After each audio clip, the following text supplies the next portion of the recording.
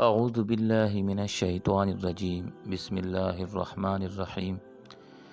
ایک کافر نے بزرگ سے کہا کہ اگر تم میرے 3 سوالوں کا جواب دے دو تو میں مسلمان ہو جاؤں گا۔ نمبر 1، جب ہر کام اللہ کی مرضی سے ہوتا ہے تو تم لوگ انسان کو ذمہ دار کیوں ٹھہراتے ہو؟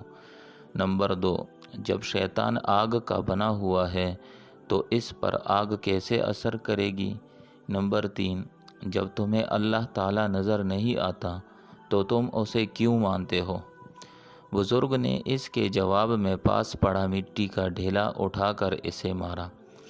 اس کو بہت غصہ آیا اور اس نے قاضی کی عدالت میں بزرگ کے خلاف مقدمہ دائر کر دیا۔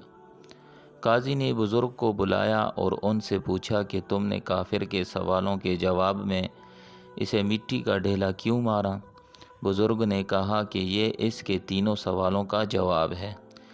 قاضی نے کہا وہ کیسے؟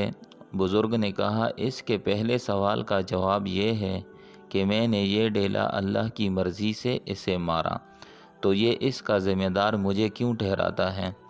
اس کے دوسرے سوال کا جواب یہ ہے کہ انسان تو مٹی کا بنا ہوا ہے، پھر اس پر مٹی کے ڈھیلے نے اثر کیسے کیا؟ اس کے تیسرے اور آخری سوال کا جواب یہ ہے کہ اسے درد نظر نہیں آتا تو اسے محسوس کیوں ہوتا ہے؟ اپنے سوالوں کا جواب سن کر کافر مسلمان ہو گیا۔